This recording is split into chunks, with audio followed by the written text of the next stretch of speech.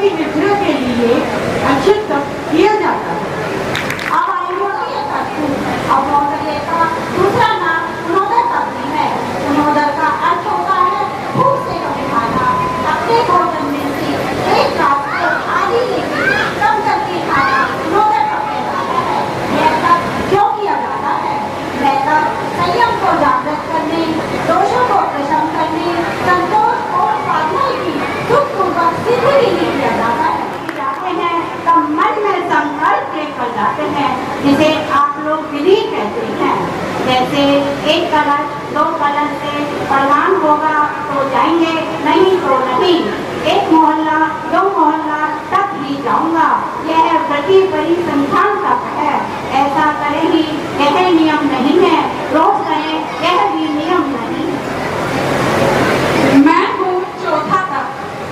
घी, दूध, दही, शक्कर, नमक, तेल, इन 6 रसों में से किसी एक रस का या इन सभी रसों का त्याग करना ही रस परित्याग तप है।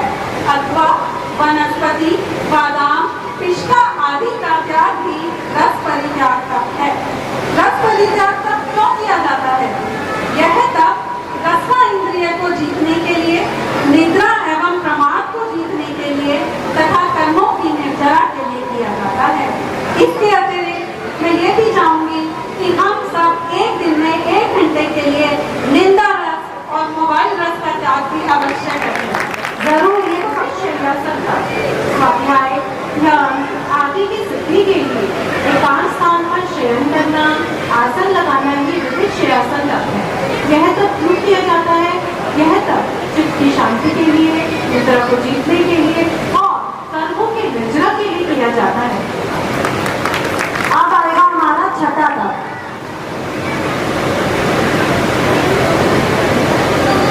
सभी को जय जिने। मैं हूँ छठा तप, कायोत्तर तप।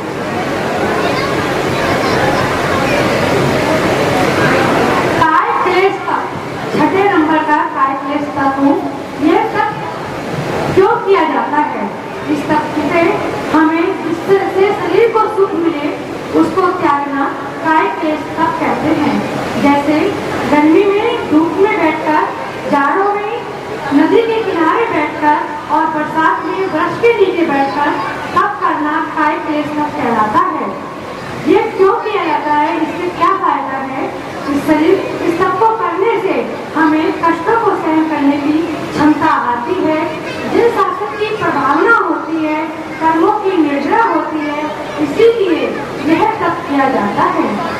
अब आएगा हमारा प्रायश्चित तप। प्रमाद दंड दोष का परिहार करना प्रायश्चित तप है।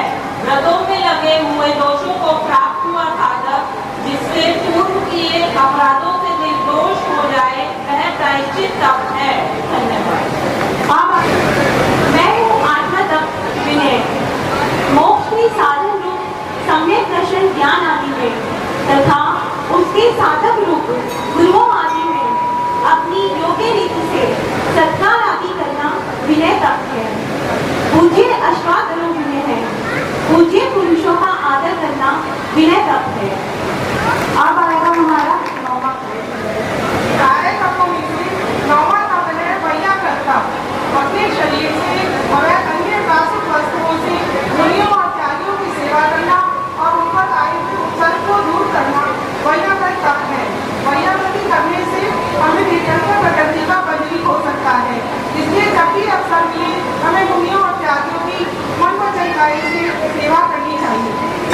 अब आएगा ज्ञान भावना आलस्य त्याग है स्वाध्याय।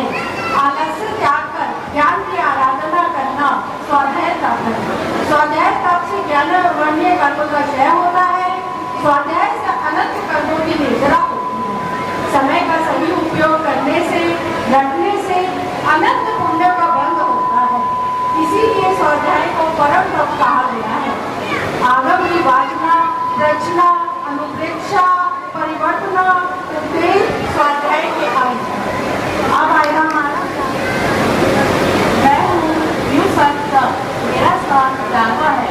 अहिंसा, ममता, संकल्प का त्याग करना ही यू सत्य है।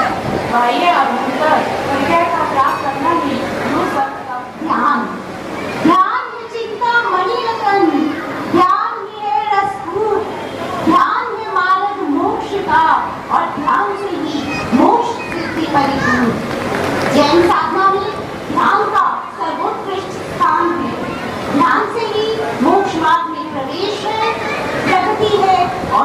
धन्यवाद।